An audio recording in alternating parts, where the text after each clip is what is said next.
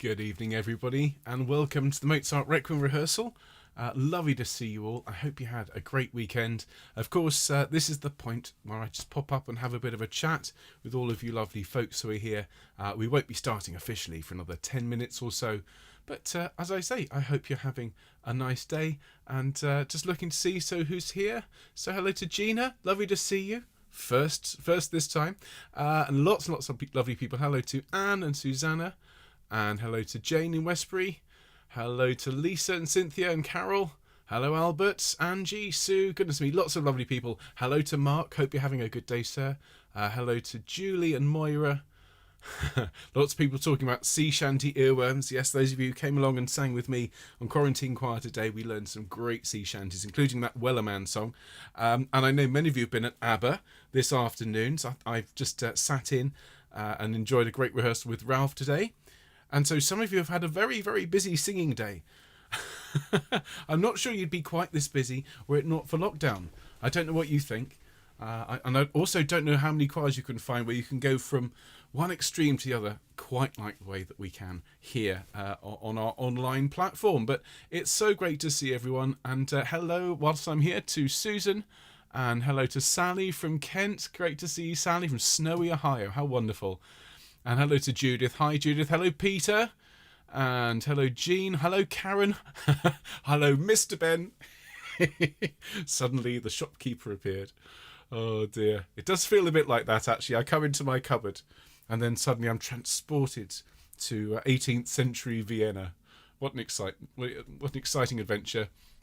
Hello to Angie. And there's Andrew. Hello, Andrew. ABBA to Mozart. Absolutely going in the right direction, I think. Hello to Liz. Hello to Dave. Hello to Nikki. Great stuff to see everybody. Hello to Sarah. Members of the SIC Gloss group. I think I should be partly involved. We're South Gloss. Do we count? I don't know. You'll have to let me know. Hello to Dorothy from Vancouver. Great to see you. And there's Carol and Ulla. Fabulous. Ulla says, lockdown, never been busier. Completely agree. Oh, goodness me. So, look, I'm going to quickly do my sound checks, folks, and check everything is well. But please do have a good old chat, and I'll catch up with you just in a minute. So let me just check that my piano is...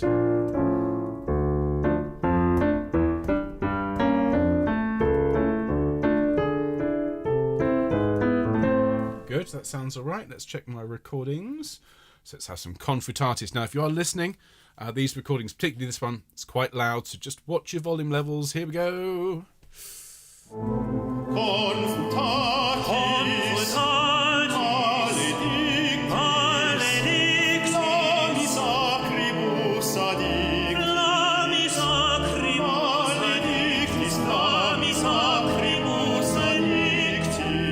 Great stuff. Wow. I mean, that's the absolute fiery heart of the Requiem right there. Many of you will have seen the meme that's floating around on social media of somebody who I assume is a chorister, because only a chorister would be so silly, goes into a souvenir shop with one of these little creatures that when you sing, it sings whatever you've said back to it after a bit of a delay, but up in pitch or so. And he does a little duet between himself and this little creature, and it's the Confutatis from the Mozart Requiem.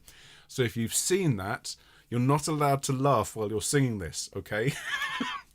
That's the rule. If you're going to laugh at something silly to do with the Mozart Requiem, by all means do, but when you sing it, you're not allowed to laugh. And now that I've told you that, you'll all be laughing. If you haven't seen it, it really is well worth a look. You know it's good when you receive it about 15 times from all sorts of different people, and that's exactly what happened with that one. Koala hits it, says definitely. Oh, wonderful stuff. So anyway, that's so recordings are looking all right. Let me just check the Lacrimosa. Here we go. Splendid. That's all good. And let's have Domine Jesu. Domine Jesu Christe. Fabulous. Oh, goodness me. Some real emotions tonight, folks, in terms of this music. The Confutatis, you know, it's Mozart really struggling with the voices in his head, is Confutatis. Lacrimosa, as we know, this is the movement that that is the starkest. It's the one that he absolutely didn't finish. He died after only 8 bars of this one. It always gets me, this one. Lots of information to share about the Lacrimosa, and then Domine Jesu, which is absolutely Mozart's work. One of the movements that he pretty much completed. The orchestra wasn't complete, but he left the bass line and the choir parts of this one. So what we've got here is mostly Mozart tonight. Mostly Mozart, with just the end of the Lacrimosa. Everything from bar 9 to the end is Susme. And then next week, other than the Hostias, we've got the Sanctus, the Benedictus, the Agnus Dei, which are all again Susme. These are movements that were written by Mozart's student. And interestingly, with all of the scholars for centuries, studying Mozart's music and being rather dismissive and rather rude about poor old Susme, nobody's managed to do a better job. A few have had a go. I think H.C. Robbins Landon had a go a couple of decades ago at redoing and rewriting the Requiem, and he thought he could do better than Susme. I didn't rate it, to be honest. I think if you're going to ask somebody to complete the work of someone who has passed on, you want to ask somebody who's worked with that person directly, and that's Susme. So whatever you think of it, I think he did a remarkable job. Having said that, it would have been lovely to have Mozart finish it, wouldn't it, folks? Anyhow, so I'm just having a look at the comments. So hello to everybody. Oh, Leslie, I'm so sorry to hear your news. So lots of love to Leslie, and we're all sending lots of love to you. Oh, my goodness. Oh, I'm so sorry. As Sarah says, and she's absolutely right. We hope the singing helps. And, this is the thing about music. All of us who have lost people who are dear to us, music it bypasses all sorts of defences and all sorts of filters, I suppose. Sometimes it can go right to the heart, and if that happens, if it helps, my advice is to let that happen, folks. When you're singing, if the emotion comes upon you, and particularly with something like this, the Requiem, I can't promise that my eyes will stay dry to the end of tonight. The Lacrimosa always gets me. That's one of the good things I find about music, is that it's like a motorway, it's like a freeway straight to the heart. So I hope it helps, Leslie, and lots of love to you and to your whole family. Oh my goodness. So lots of people arriving though. Goodness me, the numbers are shooting up. So hello to Loretta from Ottawa. Hello to Liz and Lindsay. Hi Lindsay, great to see you. Hello to Denise from Rochester. I'm so glad you're here. She's loving the Requiem, and it's her first time through. How exciting. Hello to Lane from Singapore. Lovely to see you. Lots of lovely people then sending love to Leslie. And this is one of the things that I love about the online choir model. And I was talking with my wife Anna about this. Obviously, I've conducted choirs for many, many years. I might have mentioned it a couple of times. And when people arrive at choir with stuff they've had to bring with them, and it can be exciting stuff, it can be challenging stuff. It might be they've had a loss. And you can always tell there's sort of groups of people who gather around, and there's hugs and so on, but it doesn't necessarily spread beyond that little group. And here, well, you can share what's going on in your life, and you'll have hundreds and hundreds of people wishing you well and sharing their experiences and offering support. And you don't get that same level, I think, of care in a face-to-face choir, because people don't hear about it quite so easily. And so to all of you who have been here and have had hard days and shared hard stuff, and I count myself among them, I want to thank everybody who is always there to jump on and say, I'm with you, I'm here for you. That's a very, very special thing. So thank you, everybody. What a lovely choir. Now, Ian has just said, let's make Blue Monday fabulous. And I'm completely with you, Ian. Is that today? Is it Blue Monday? That explains an awful lot. So we're not going to have a Blue Monday, folks. We're going to have an amazing Monday with this fantastic music. Confutatis, Lacrimosa, and Domine Jesu. And if you've never sung them before, what a roller coaster we're about to ride on. The Domine Jesu is so exciting. It really is. The fugue, the Quamo Limabrahe at the end, it's like a mad gallop on the back of a horse. It's absolutely amazing. And those of you who have sung with me before, particularly in the Vivaldi Gloria, and of course in Elijah with the fiery, fiery chariots, Quamo Limabrahe, da-da-dum, da-da-dum, da-da-dum, da-da-dum. Okay, so I want a long string of horses, please, everybody, during the Domine Jesu. And again in the Hostias, okay? You thought you were going to get away without galloping this term? Not a bit of it, folks. There's plenty of galloping to be done in the Mozart. So, how's everybody doing? Hello, Inga. Lots of people are talking about the weather. And Nick says, it's not Blue Monday, it's my wife's birthday. What's her name, Nick? Let's see if we got enough time. Let me know, and we'll sing happy birthday to your wife. I really think we should sing happy birthday today. And in fact, I know there's several people whose birthdays are today. But let me know, Nick, and we'll sing for her. Anne says, ooh, more horses. Susanna's got her horse emojis ready. Fantastic. Cheers, everyone. Sarah Cobber says, emoji like an alto. So is it focused like a tenor, emoji like an alto? Wonderful stuff. So lots of people arriving. Hello to Teresa. And hello to Mary. It's Mozart Monday. That's much better, isn't it? Fabulous. Hello to Anne. Mary says, the gospel rendition of Swing Low has lots of galloping horses. Absolutely. Hello to Helen. Lovely to see you as well. Hello to Doug and Mariana from North Carolina. You're trying out your new music stand. Very posh. Very nice. Hello to Grace. Hello to Simon. Music's full of cathartic feelings. Absolutely. Linda. Right, so let's sing happy birthday to Linda, everybody, who is an alto in the choir, and to anyone else whose birthday it is today.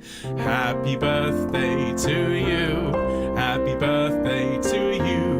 Happy birthday, dear Linda. Happy birthday to you.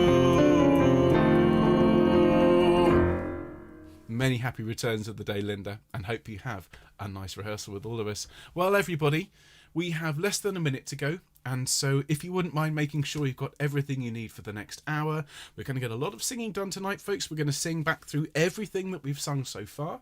So that's 6 movements, and then we're going to have a look at 3 more. So lots and lots of lovely singing to do, and I do hope you enjoy it. Make sure you've got your drinks of water handy.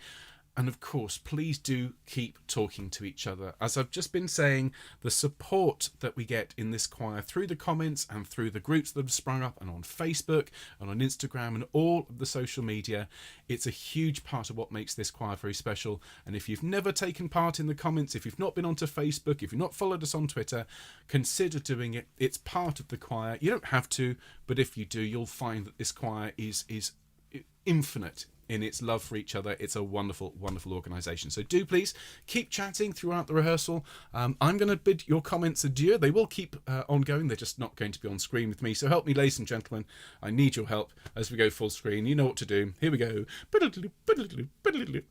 Thank you very much indeed. And a very, very good evening, everybody. I hope you had a good weekend, and thank you so much for joining me today as we cross the halfway point of the Mozart Requiem. I just want to thank everybody for their time last week. We had some really good rehearsals, lots of talk of Neapolitan sixths, and a particularly epic rehearsal in particular for the basses on Friday, when we were looking at how to sing that amazing Tuba Mirum. Lots and lots of fun, and a really interesting variety of styles last week. Well, tonight, if you thought last week was varied, tonight is even more so. We're going to be looking at 3 movements in particular this week. The first is the 6th movement, which is Confutatis, which is basically consigned to flames of woe. And this sits along with the Dies Irae as being really exciting and vibrant and very fiery. Although it's not quite as far as the Dies Irae, because you have these soothing moments, the voca me from the sopranos and altos. Absolutely beautiful. And if you remember, if you've seen Amadeus, this is the famous one, which was supposedly written with Salieri at Mozart's feet. Rubbish. Didn't happen like that at all. But it has that wonderful scene where Mozart is sort of composing and writing the voices. Really worth watching. Not accurate, but worth watching. And then at the end of the Confutatis, we move into the Lacrimosa, which, as I've been saying, is the movement that Mozart left unfinished. He didn't complete the movement, and so everything after the 8th bar or so was completed by his student Susmer. We'll talk about that a bit more when we get there.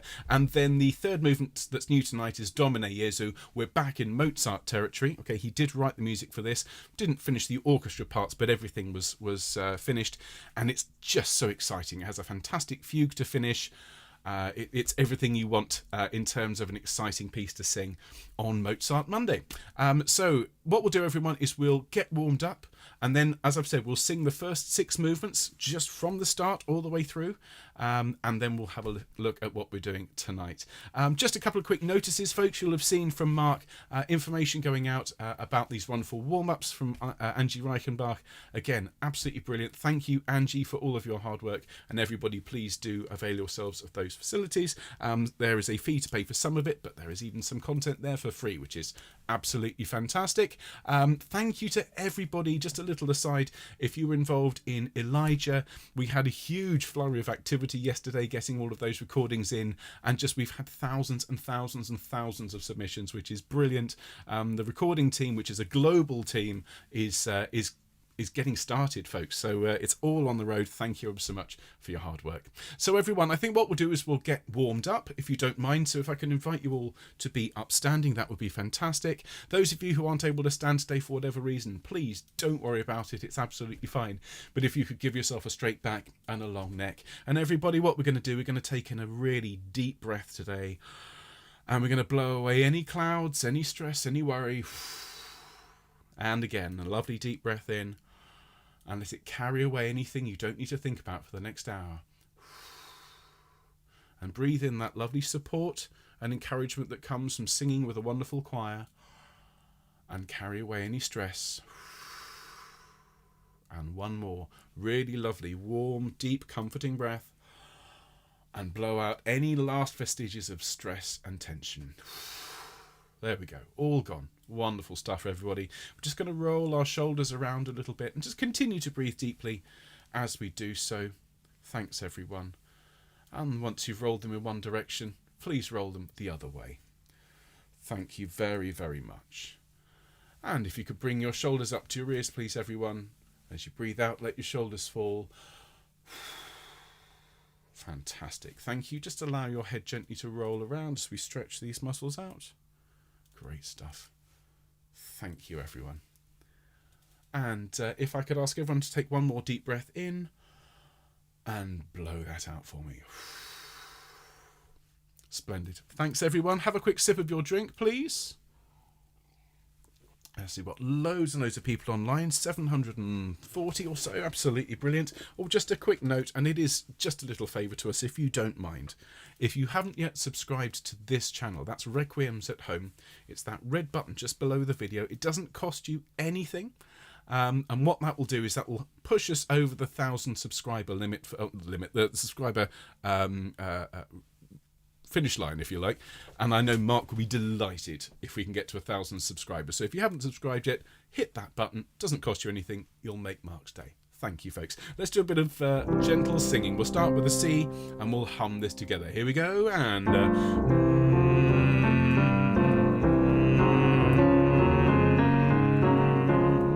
then N for November. And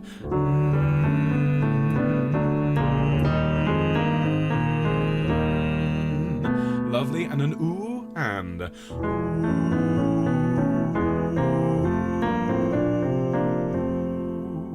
lovely. And now an eh with a drop jaw. And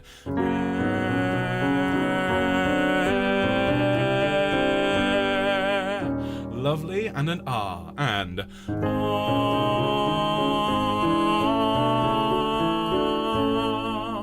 lovely. And now after me, my turn first, please. Ma, ma, ma.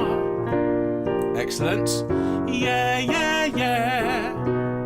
Great. Me, me, me. Thank you. Yaw, yaw, yaw. Great. Now, basses and altos, I'm sure you dropped down the octave a while ago, but if you haven't, please do so. Everybody after me. Yaw, yaw, yaw. Lovely. And one more. Yaw, yaw, yaw.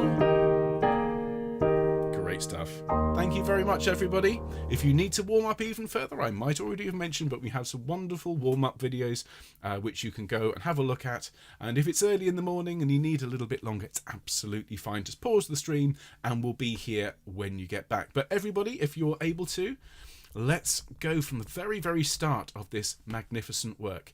And as we've had 2 weeks of really intense rehearsals, what we'll do for the first 20 minutes or so, half an hour even of tonight, we're going to sing through the Requiem in order so far. So we're going to start with the first movement, as you might imagine, and then we'll follow in order. I will pause between each one so we can have a quick sip of drink and just get ourselves together. All right, so please make sure you're comfortable, make sure you have everything you need for the next half hour. And if you're still working on some of these movements, and it would be entirely normal and understandable to be in that situation, please don't worry if you think, oh, I'm not sure about this bit, or I'm worried about such and such. Enjoy the bits that you're happy with, note the bits that you need to practice, and you'll be in the same position as a lot of people. All right, so let's have some fun tonight with this one. So we're going to start with the first movement. So here we go. Wonderful, wonderful Fieri consort, Richard Gowson organ. Here's the first movement, everyone.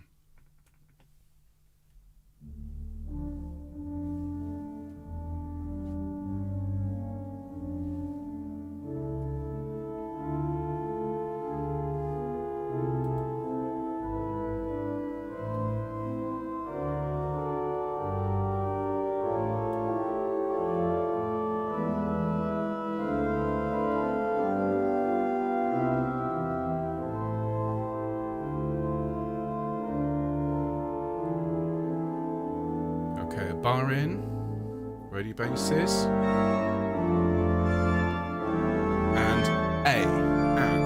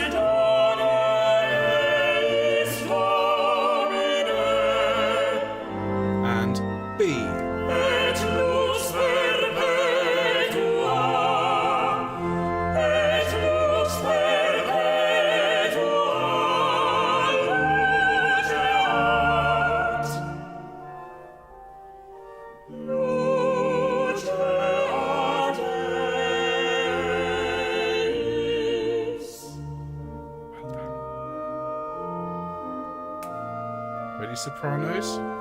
Here's your solo. And.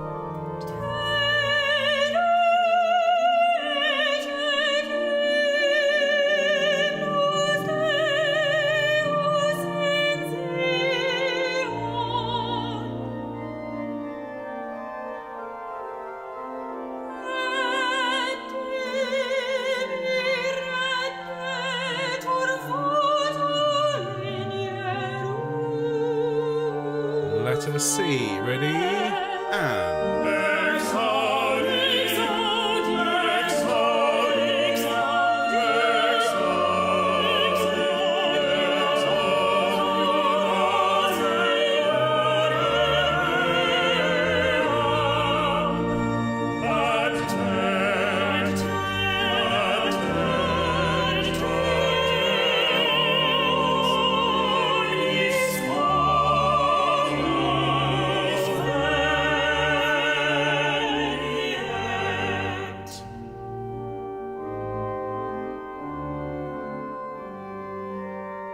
Ready basses, deep breath, and D, and.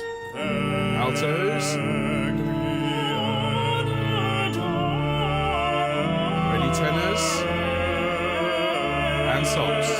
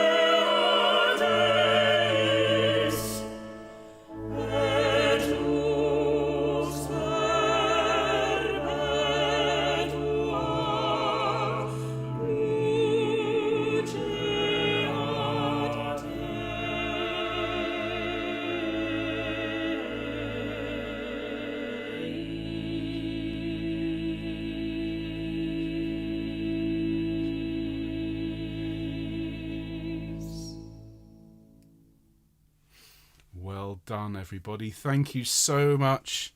A wonderful performance, and of course so many fantastic moments for us as a choir. Remember, when we sing Et lux perpetua, if you want to roll your R's in the middle of that, well, that's entirely fine. Don't worry if you can't. But we were talking last week about rolling R's. I said I'd talk about it very quickly today. So for those who've always struggled with rolling R's, it is a skill. And of course, as I say this, I always say to choirs, how many of you can roll your R's? It's one of those situations where people don't respond with words. I say, can you roll your R's? And everyone goes and purrs at me. Now, for those of you who have always wanted to learn how to do this, first thing I'd say is there are a myriad of different ways to approach this. If this way doesn't work, well, have a look on YouTube. I mean, you're on YouTube now. It's quite good.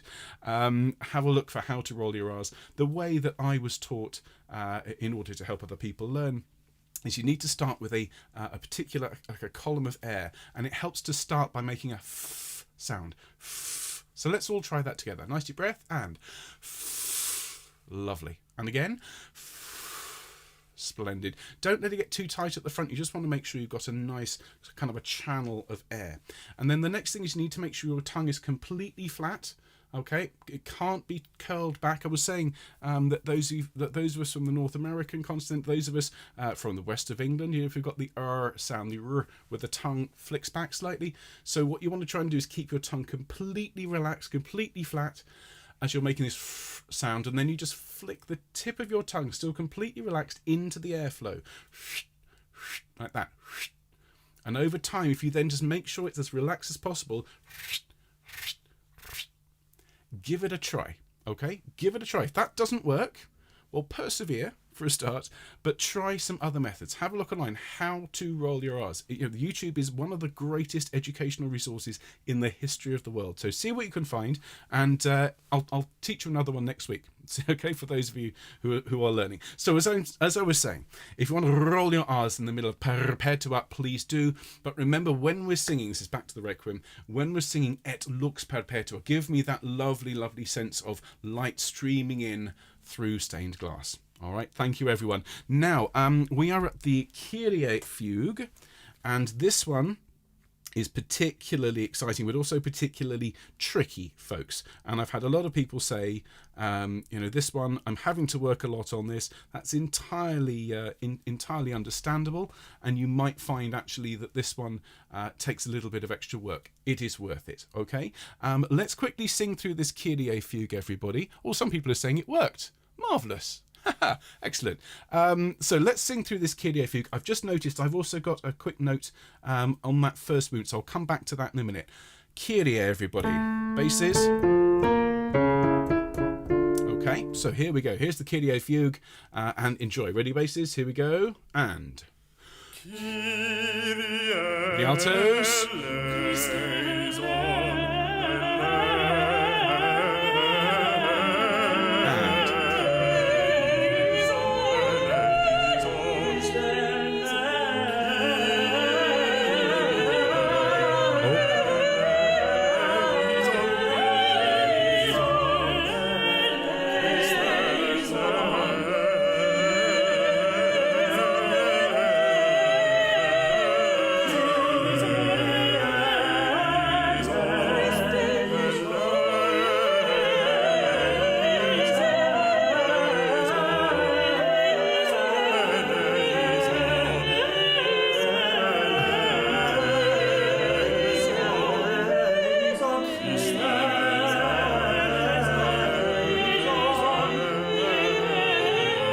Letter H.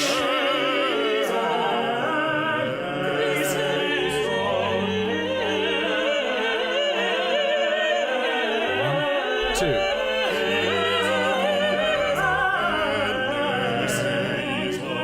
Letter I. Ready, sopranos, and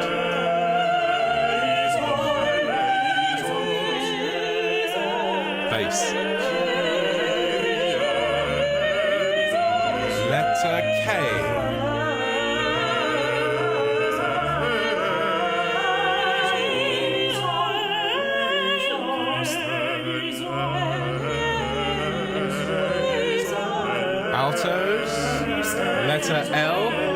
sopranos, tenors and basses.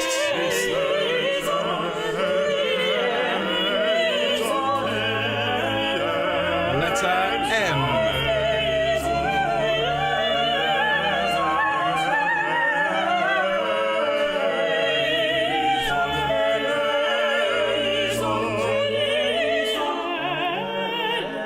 Letter N.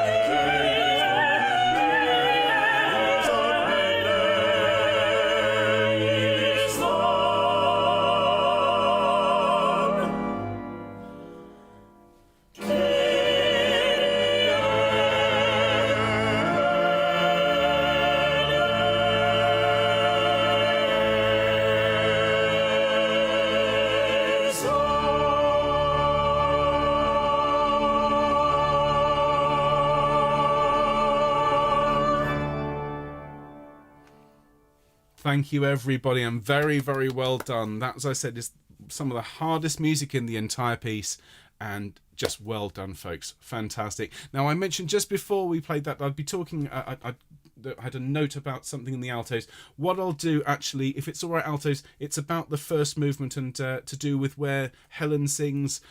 I'll talk to you on Wednesday, if you don't mind. All right, we'll cover that on Wednesday, promise. So everybody, well done. Great stuff. Let's go straight on now to the Dies Irae. Okay, we've just finished on a D chord. And we carry then straight on. There are notes: soprano, alto, tenor, bass. Let's have some fire. Here's the Dies Irae. Okay, nice deep breath. And... Dies Irae, Dies Irae, sole secum in favela, est David cum sibilla. Deep breath. Quantus est ut glorious, quantus est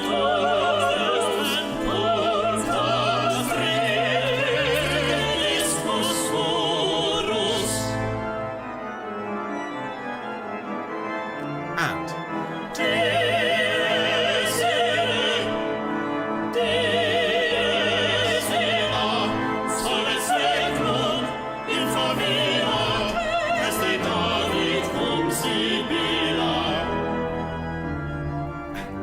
Quantus tremor est futurus, quando iudex est venturus, punctas stricte discursus. Now basses. Quantus tremores futurus, Dies Irae, Dies Irae, quantus tremores futurus, Dies Irae, Dies Irae, quantus tremores futurus, quantus tremores futurus, quando iudex est venturus, punctas stricte discursus. Punctas stricte discursus. Punctas stricte discursus.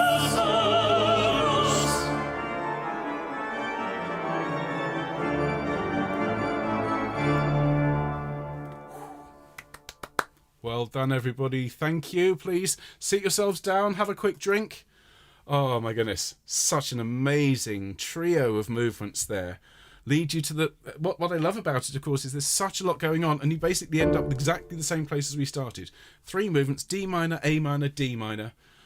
And you think, goodness me, how can you follow that? Well, if you're Mozart, you write one of the best quartets ever. With all of the different instruments represented. And for me, that's something very, very special. If you think about it... Oh, hang on a second, folks. Sorry, I need to just lean in. My monitor's decided to give me no warning whatsoever and to switch off. So hopefully this isn't going to interrupt anything. It's a bit annoying. Okay, right, we're back. So, Tuba Mirum, the trumpet shall sound.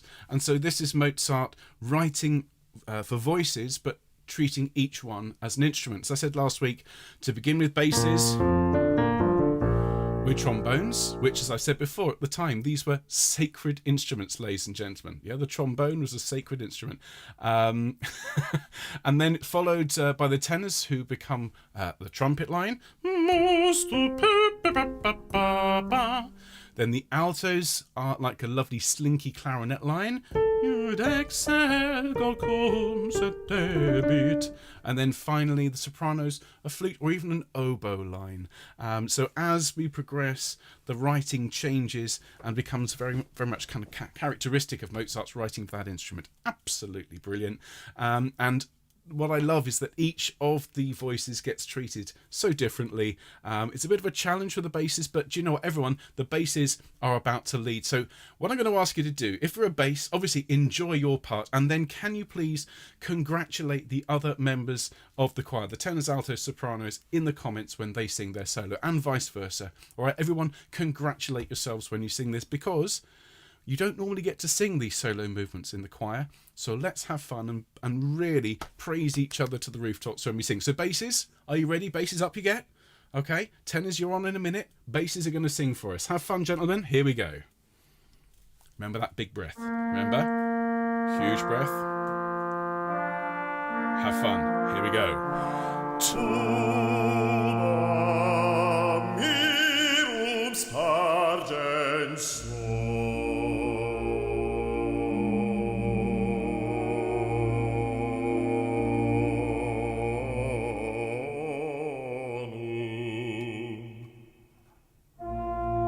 Big breath. Tuba mirum spargens sonum per sepulchra regionum cogit omnes ante tronum cogit omnes ante tronum. Now tenors.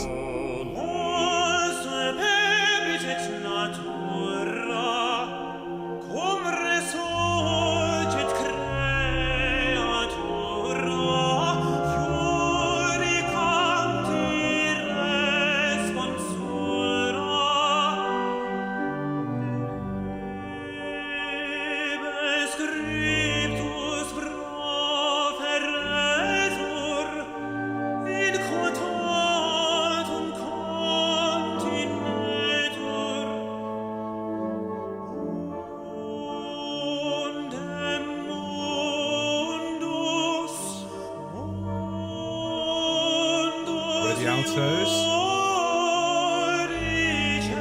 Well done, tenors. Altos.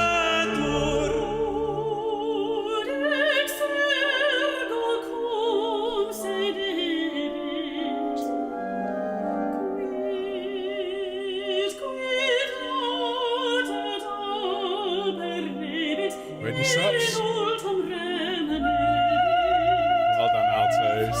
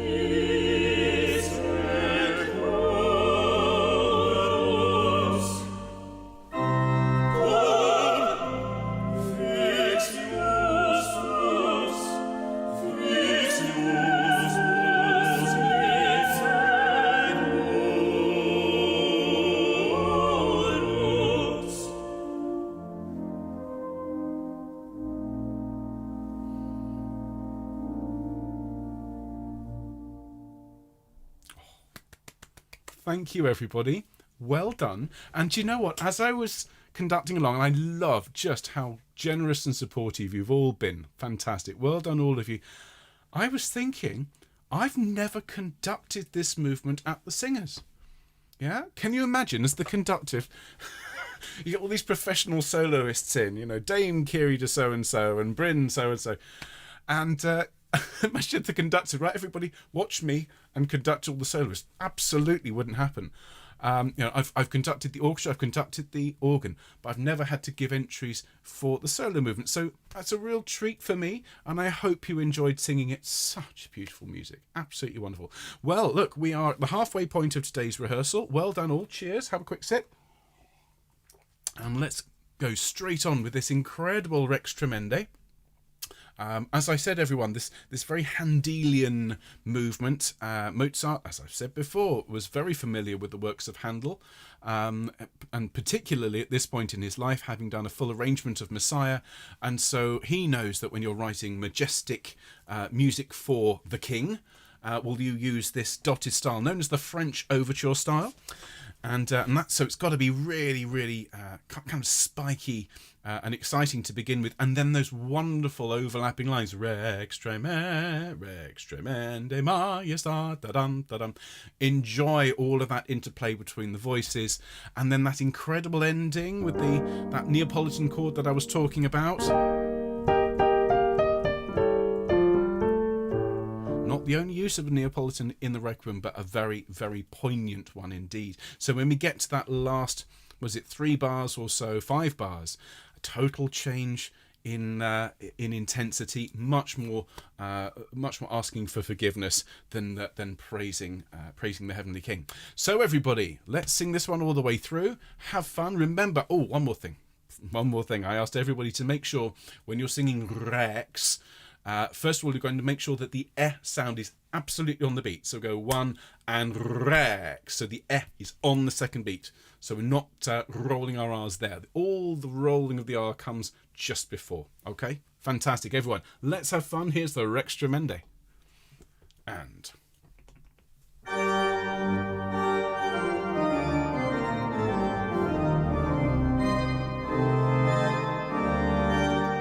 deep breath. And... again. Rex. Rex. And Rex tremende majestatis. Rex tremende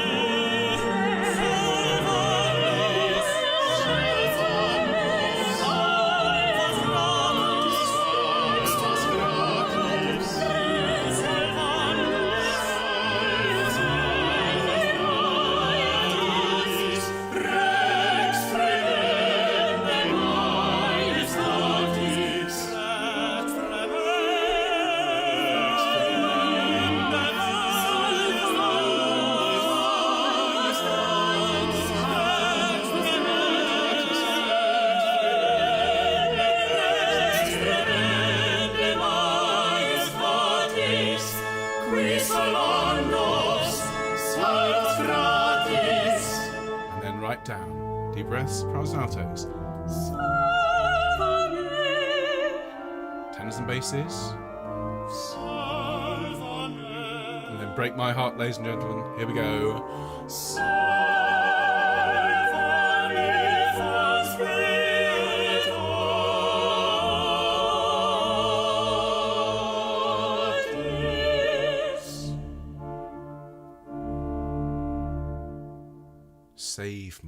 Save me, O fount of mercy. Goodness me, what an amazingly intense and poignant end to that amazing movement, everyone. Now, were we merely a same room choir, you would sit and you'd hand over control of the piece to our 4 soloists, but this is self-isolation choir, so we devoted half our rehearsal last week to learning this wonderful Recordare, and I've had more emails, more tweets, about this movement and learning this movement than pretty much anything in the last few months. It really has been. People have sent me some lovely messages saying they've really enjoyed learning this, and it does show you a different side to the piece. It's all very well sitting and following it along whilst the soloists have all the fun, but when you're actually involved in a movement like this, which is not choral, this is far more operatic. So hence all of my work on singing technique last week. And all I'd say to you is remember to treat this as if you're a soloist rather than a chorister. Okay, so you've got to make sure your voice is coming through the texture, that you're growing and giving and taking with your other colleagues in the quartet. There's just one more piece of advice which I'll give to all of you, and it occurred to me during the Rex Tremendae, something I haven't shared with you. Folks, when you take a deep breath before you sing, just be aware of whether you're closing your mouth again. Okay? What I always say to choristers is, if you're starting a word like for example, Recordare, if you take a breath and go re, yeah, you're building up a lot of pressure in your lungs. Instead, if you start with an open mouth, re, okay, it saves time. You're not having to take a breath, close your mouth, think about what you're doing, open your mouth, form the word, and then start singing. Okay, so if that helps some of you, many of you I'm sure already do, but when you're taking a breath to sing, keep your mouth open and then shape the word. I often find that helps. All right, folks, so we're going to sing this beautiful, beautiful movement. We just finished with the text, "Save me, O font of mercy," and here what follows is flowing water. If you imagine we're waiting for water to flow, water in this case being divine mercy, well, of course, it does start to flow and we start singing. So let's enjoy Recordare and Richard Gowers on the organ. Here we go, Richard. There's that cascading water as it bubbles up and then starts to fall.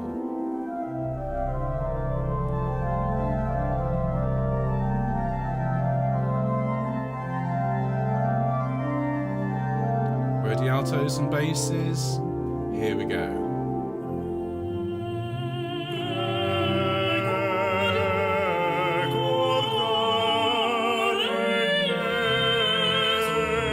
Sopranos, tenors.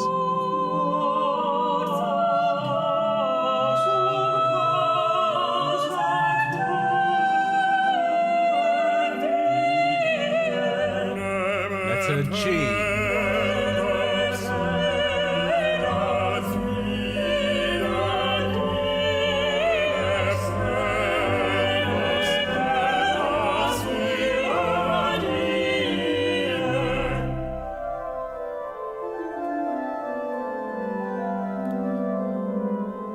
Basses. H. Querens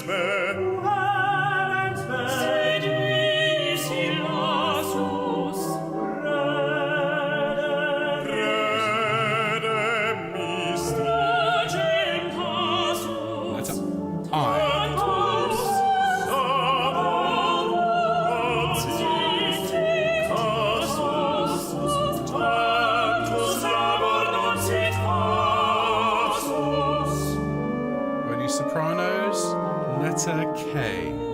Tenors.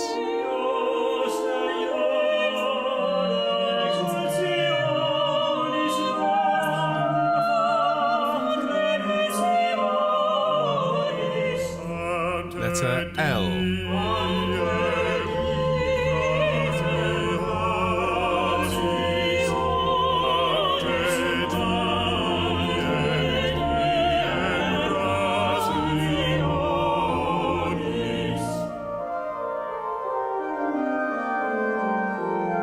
Now, working as a team. Here we go. M.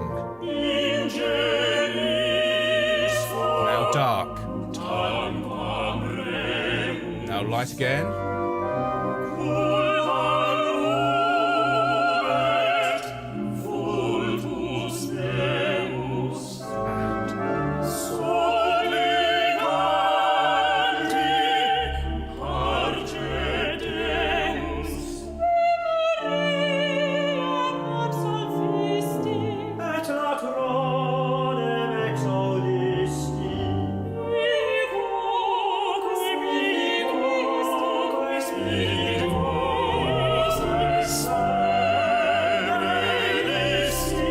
letter O.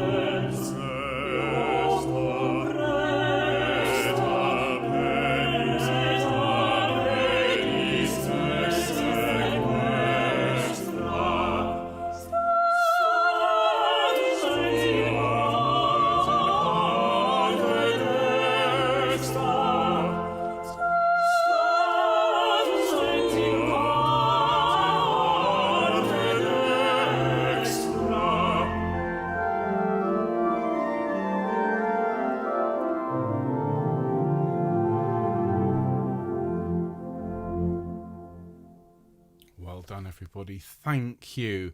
And I really hope you're enjoying singing these solos, something a bit different, and therefore making it a little bit interesting, a little bit newer for those of you that have sung it over and over and over again. Fantastic. Thanks, everyone. Now, look, I'm going to have a quick sip of drink and would encourage you to do the same, and we'll have a look at the new movements for this week. So, what follows, as I said at the start, of tonight's rehearsal, Confutatis, consigned to flames of woe. And this movement, well, it really is massively dramatic, really, really exciting. And it has this, it's almost slightly schizophrenic character to it. And the thing to bear in mind at this point, ladies and gentlemen, is that Mozart was very ill as he was writing this. There are legends that he knew he was writing it for himself. He thought he was writing it for himself. A lot of that information comes from Constanza, his widow, who had a lot of motivation to kind of hype the myth up a little bit, and quite a lot of the information we've taken as fact over many years has been debunked. Having said that, there was no doubt Mozart was clearly suffering. He also wrote to his father with some of the things he said make it pretty clear he knew he wasn't well. He was worried he was dying. Now, when it comes to something like that, a movement like Confutatis gives us a bit of a window into what was going on in his mind. If you think about this, composers, authors, artists, dancers, they show you through their medium what they're feeling. And if you know the Confutatis, and you're about to hear it, you have this incredibly intense male argument going on in your mind. You have the bass, Confutatis, and the tenors answering, overlapping, Confutatis. Flammis acribus adict, flammis acribus adict. Really, really intense. And then you have the female voices, the sopranos and altos, voca me cum benedictus, call me among the blessed. And so you have this very intense contrast. Now, whether or not this was deliberate on Mozart's part, whether he associated the male voice with more aggression, more anger, we don't know for certain. We do know that Mozart's father was a huge influence on him, and not always for the good. Leopold was very, very hard on Mozart. We also know that Mozart adored his mother, and when she died when he was only 24, it broke him. And if you listen to his piano sonata in A minor, which he wrote literally days after his mother died, you can hear the grief coming out as he's writing. It's an astonishing piece. And so the Confutatis here, we have these two characters. We have the fire between the tenors and basses, and we have the soothing sounds with the sopranos and altos. And then at the end, as the movement sort of peters out, it's a little bit like coming down from a panic attack. You can feel the flames subsiding, you can feel the mood changing, and you end up with an amazing chord at the end which leads into the Lacrimosa, which is where the tears come. So it's a very, very intense pair of movements here. We have the Confutatis and the Lacrimosa. Let's listen to the Confutatis. For those who've never sung it before, it's very short, it's absolutely astonishing. I can't really say more than that without playing it. So here we go, folks. Here's the Confutatis. Now, basses, if you're going to sing along, there's your notes. And tenors, there's your notes. Here we go, everyone. Confutatis and... Confutatis, maledictis, lamis acribus adic, lamis acribus maledictis, lamis acribus addictis. And sops and altos.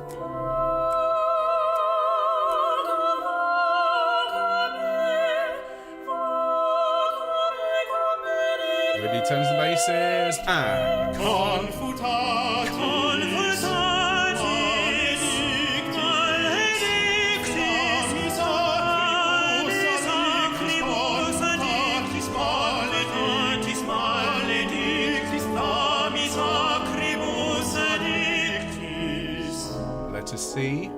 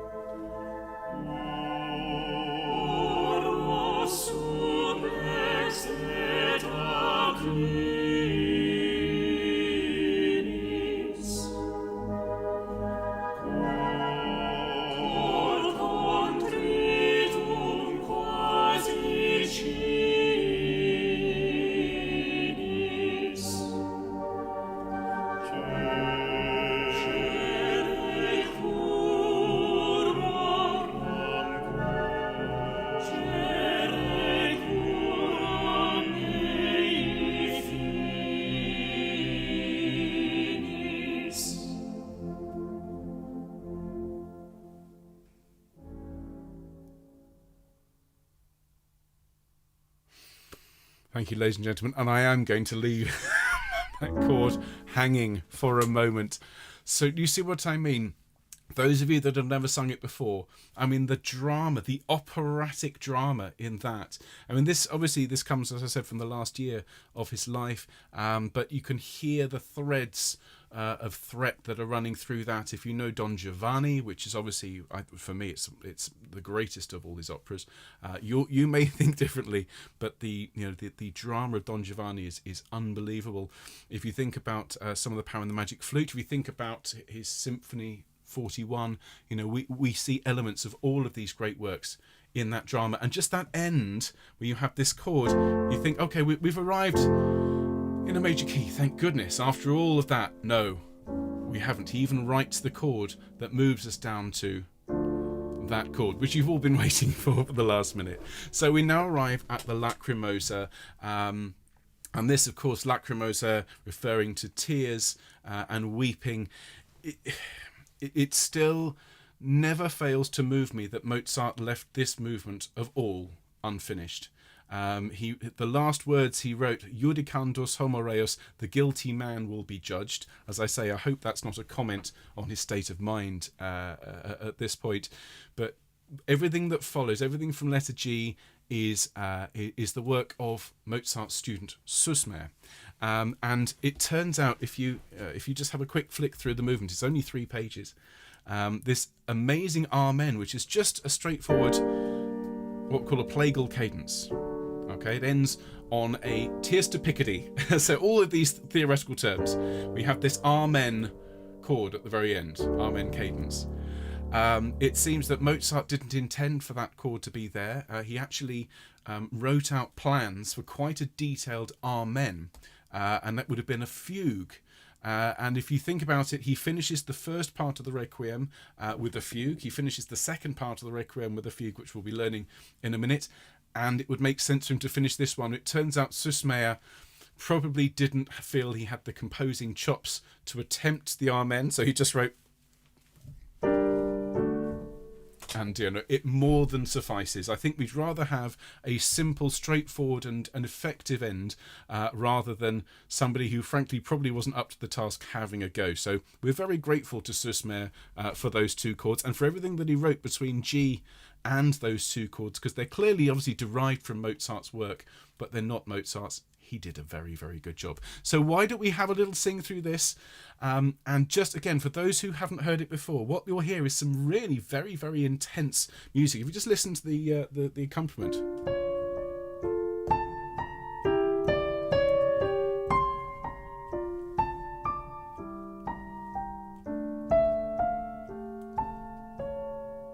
And all of those semitones, it's weeping. The orchestra is weeping, and it's always it's sighing and it's moaning. It's absolutely devastating. So folks, let's all hold hands and we'll get through this together. Here's the Lacrimosa.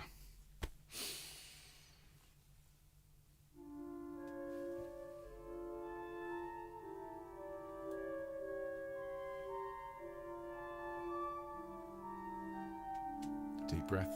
Here we go.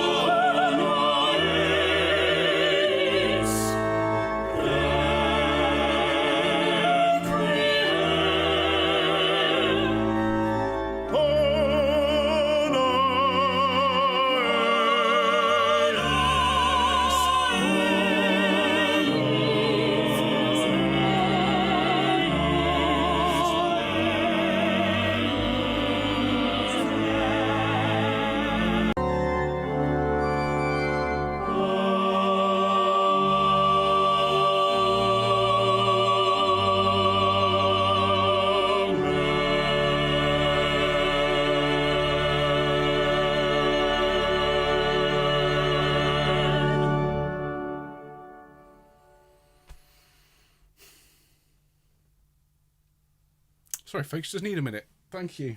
Gosh. Never fails. My goodness me. It's... Even though you know Mozart didn't write it, you can't tell me he didn't mean that. You really can't tell me Mozart wouldn't have written that incredible...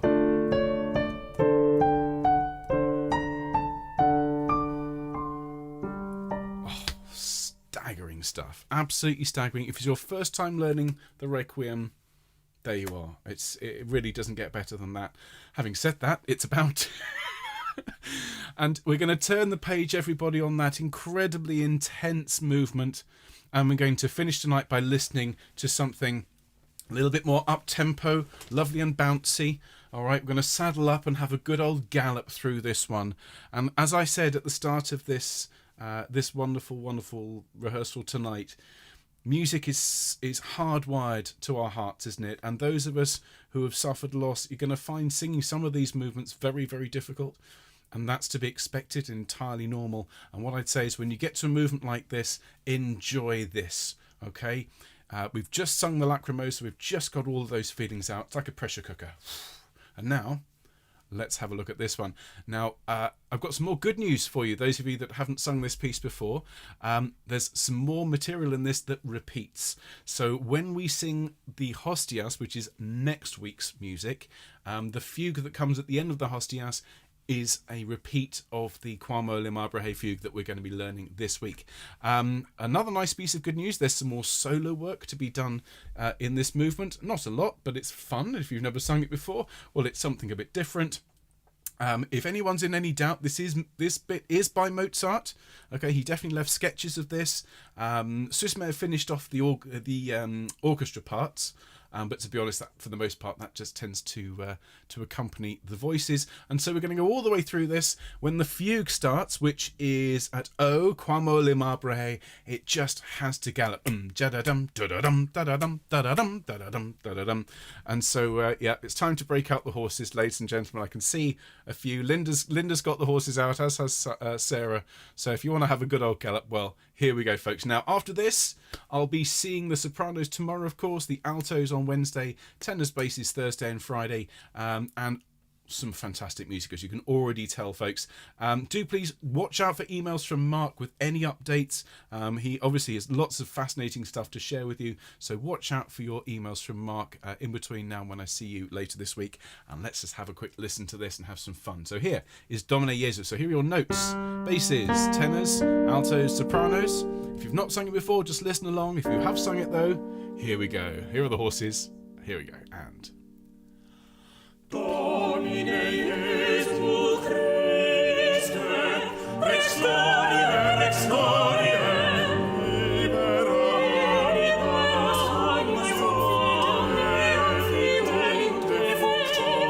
that's a K.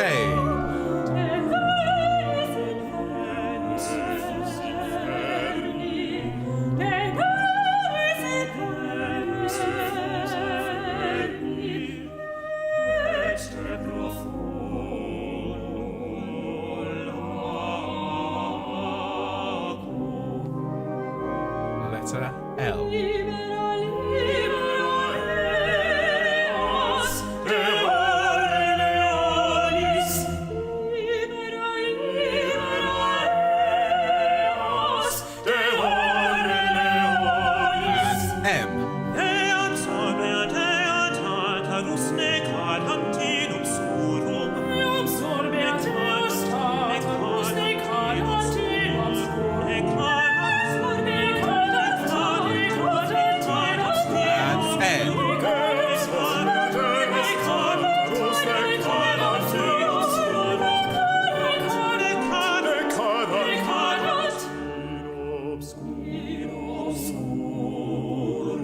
Solos. Alto.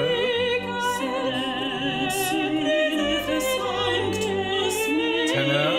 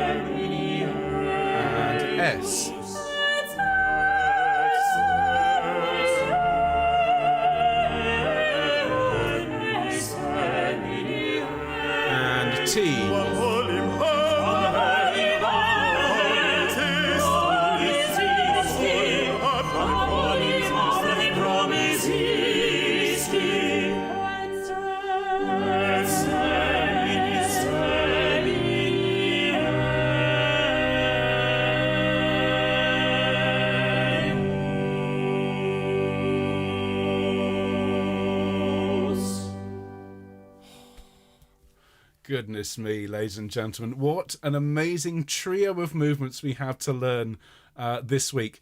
I can't wait to start teaching this to you, and I'm sure those of you that have never sung it before can't wait to learn it, and those of you that have sung it before are with me. This is all just stunning. Absolutely stunning. Well, look, ladies and gents, I hope you have enjoyed tonight. It's obviously a great pleasure for me to go through the music, but it's made even more fun by knowing that there are hundreds and hundreds of people out there singing along and enjoying themselves. So thank you for making Mozart Monday particularly special, everyone. So I'll see sopranos tomorrow, altos Wednesday, tenors on Thursday, and basses on Friday. Lots of love to all of you as we go through this week. We are making fantastic progress on the Mozart Requiem, and next week, of course, we've got these Susmer movements to learn, and then the final week will be wrapping everything up and looking at these last movements. We've got plenty of time, and we can really enjoy ourselves from here on in. So I hope you have a great week, everybody. Do take care, be well, and stay safe, and we'll see you soon. All the best, folks. Bye-bye.